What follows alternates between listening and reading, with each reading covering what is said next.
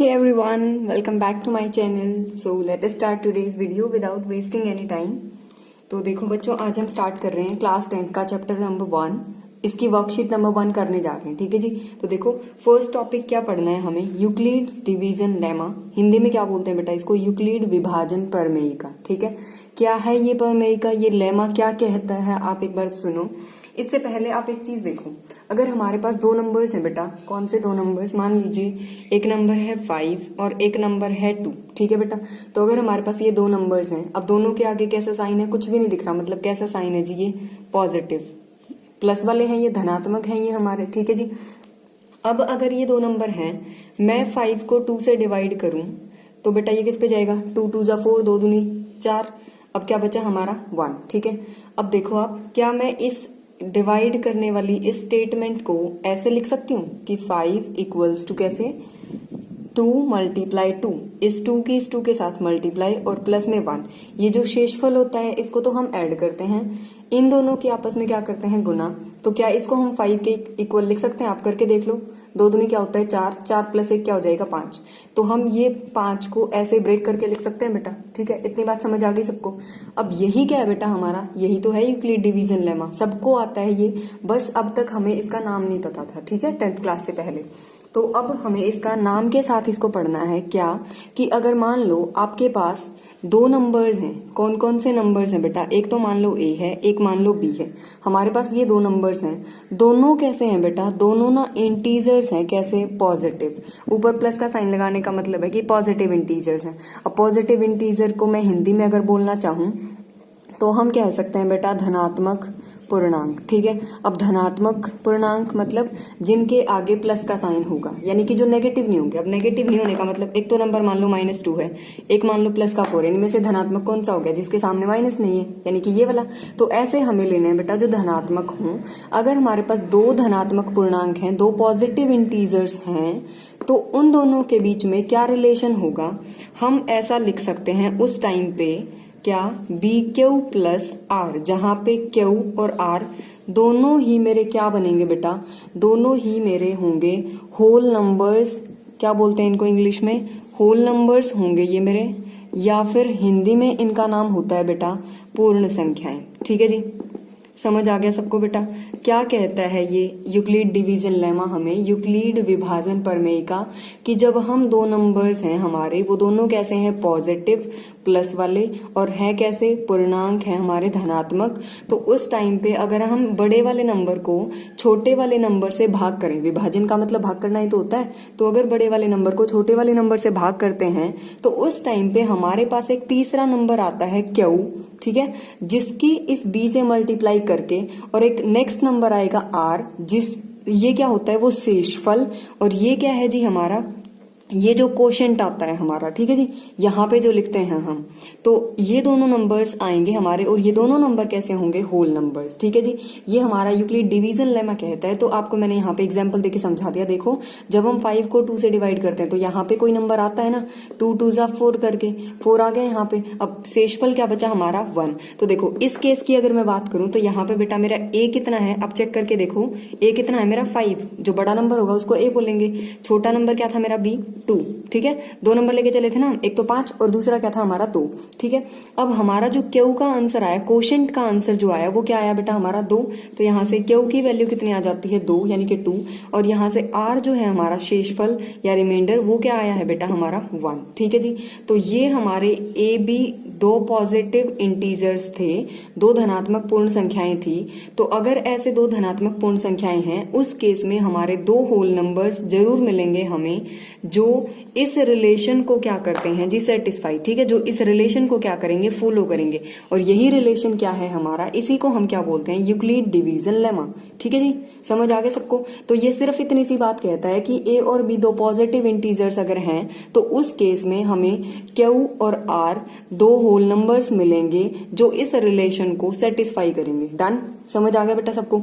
अब यहाँ पे एक कंडीशन और है, क्या, जब आप किसी भी नंबर को यहाँ से देखिए 5 को जब हमने 2 से डिवाइड किया, जब हम डिवाइड करते हैं किसी नंबर को, तो जो ये रिमाइंडर बचता है, जो ये शेषफल आता है बेटा, ये हमेशा क्या आता है, इस डिवाइड करने वाले नंबर से ये क्या होता है, हमेशा छोटा। ठीक है जी, ये बात आपको पता है ना सबको।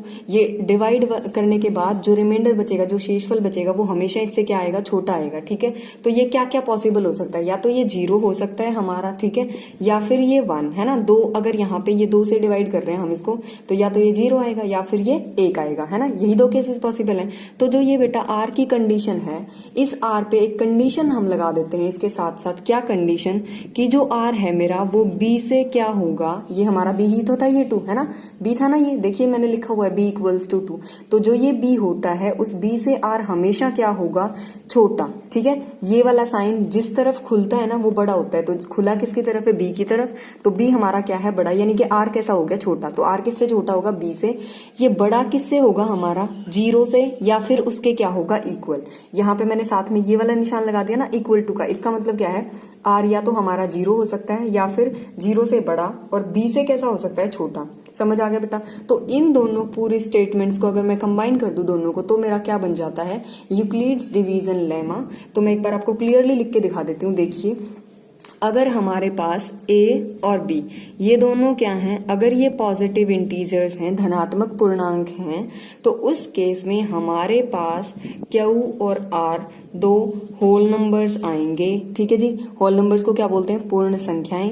2 होल नंबर्स आएंगे और इनके बीच में फिर क्या रिलेशन आएगा, रिलेशन आएगा G B Q plus R, जहां पे कंडीशन क्या मिलेगी, कंडीशन याद है ना आपको, आर वाली कंडीशन ये रही। क्या मिलेगी आर की कंडीशन, कि आर बी से तो क्या होगा, छोटा, और 0 से क्या होगा, या तो 0 के इक्वल या फिर 0 से बड़ा। डन, समझ आ गया बेटा सबको। ये क्या है हमारा, इसको हम बोलते हैं यूक्लिड्स डिवीजन लेमा। आपको अगर ये लेमा ना देके वैसे आपसे पूछ लिया जाए 2 नंबर्स को डिवाइड करेंगे, तो इसी टाइप का तो रिलेशन होता है। समझ आ गया बेटा सबको, फाइन। नेक्स्ट स्टार्ट करते हैं टॉपिक। नेक्स्ट देखो बेटा, हमने जो अभी पढ़ा था ना यूक्लिड्स डिवीजन लेमा या फिर यूक्लिड विभाजन प्रमेय का, इसी के बेसिस पे हम एक एग्जाम्पल करने जा रहे हैं, जिससे आपको ये जो लेमा है ना, ये जो प्रमेय का है, और अच्छे से क्लियर हो जाएगी। क्या, देखो एग्जाम्पल देखते हैं। दर्शाइए कि प्रत्येक सम पूर्णांक, सम क्या होता है बेटा, देखो 2 टाइप के नंबर होते हैं, एक होता है सम, दूसरा क्या होता है, विषम। सम क्या होता है, जो हमारा 2 से डिवाइड हो जाता है पूरा पूरा। ठीक है, विषम क्या होता है, जो 2 से डिवाइड नहीं हो सकता। जैसे मान लीजिए आपका कोई नंबर है 3, अब ये जो 3 नंबर है बेटा, क्या ये 2 की टेबल में आएगा, क्या ये 2 के पहाड़े में आता है, नहीं आता। तो फिर ये हमारा 2 से पूरा डिवाइड नहीं हो सकता ना, क्योंकि 2 एकम 2, 2 दूनी 4 होता है ना, 2 2 जा 4, 2 1 जा 2, तो ये 3 नहीं आता 2 की टेबल में। तो ये 3 क्या है हमारा, इसको हम क्या बोलेंगे, विषम। अब जैसे यहाँ पे देख लो, मान लो मैंने 10 लिखा, तो ये 2 की टेबल में आएगा 10, है ना, 2 5 जा 10 होता है। तो अगर ये 2 की मल्टीप्लाई करके आ जाता है ये नंबर 2 से किसी भी दूसरे नंबर को, तो हम इसको क्या बोलते हैं, सम संख्या, या फिर दूसरी लैंग्वेज में क्या बोलें, अगर ये जो नंबर है हम इसको 2 से भाग करें और ये पूरा पूरा भाग हो जाए, मतलब शेषफल 0 बचे, तो हम क्या बोल देंगे इसको, सम संख्या, अदरवाइज क्या बोल देंगे, विषम संख्या। ठीक है जी। अब यहाँ पे देखिए आप, सम को इंग्लिश में बोलते हैं बेटा इवन, और विषम को इंग्लिश में क्या बोलते हैं, ओड। ठीक है, पूर्णांक क्या होता है जी हमारा, इंटीजर इंग्लिश में। ठीक है, और यहाँ पे लिखा है, देखो अब, दर्शाइए कि प्रत्येक सम पूर्णांक की जो सम होगा, सम का तो क्या नाम लिख दिया मैंने, इवन, और पूर्णांक को मैंने क्या लिख दिया, इंटीजर जेड। ठीक है, शॉर्ट फॉर्म में। और क्योंकि बेटा जो यूक्लिड डिवीजन लेमा था उसमें हम कैसे नंबर्स की बात कर रहे थे, पॉजिटिव नंबर्स की, इसलिए मैंने ऊपर कैसा साइन लगा दिया, पॉजिटिव। समझ आ गया यहाँ तक स्टेटमेंट। इसने क्या कहा कि प्रत्येक सम पूर्णांक कैसा होना चाहिए, 2q, ऐसे लिखा जाना चाहिए, सम पूर्णांक को के रूप में होगा। जबकि प्रत्येक पॉजिटिव विषम जो पूर्णांक है, विषम, उसको हम कैसे लिखेंगे बेटा, 2q प्लस 1 के रूप में लिखेंगे। ठीक है, जहां q क्या है, एक पूर्णांक है। समझ आ गया बेटा इतना सबको। हमें करना क्या है, हमें ना सम पूर्णांक को तो 2q की फॉर्म में लिख के दिखाना है, और विषम पूर्णांक को हमें 2q प्लस 1 की फॉर्म में लिख के दिखाना है। ठीक है, तो हम यहाँ पे देखो बेटा इस क्वेश्चन को सॉल्व कर रहे हैं। कैसे सॉल्व करेंगे, आपको जब भी कभी भी यूक्लिड डिवीजन प्रमेय का लगानी है ना, यूक्लिड डिवीजन लेमा, तो क्या करना है, 2 नंबर्स आपको लेके चलने हैं स्टार्टिंग में ही। ठीक है, अब यहाँ पे आपको एक सम पूर्णांक की बात कर रहा है, तो हम क्या लेके चलते हैं, मान लीजिए, क्या मानेंगे आप, सबसे पहले मान लेते हैं,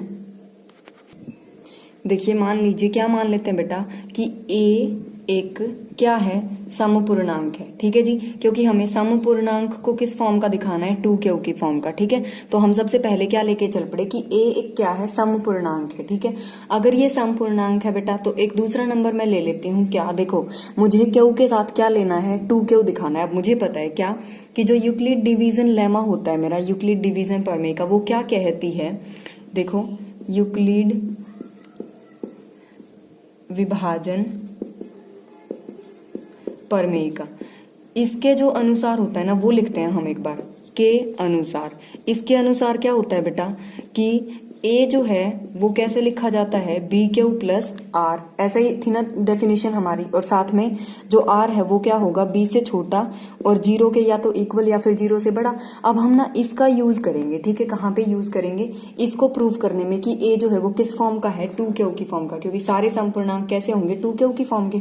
तो देखिए कैसे सॉल्व करेंगे इसको हम, हमें q के साथ क्या चाहिए, 2, यहाँ पे q के साथ क्या है, b। तो बेटा हम b को क्या लेके चलेंगे, 2 लेके चलेंगे, जो प्रूव करना है ना वही लेके चलते हैं। तो क्या लेते हैं, तो b को हमने ले लिया जी 2।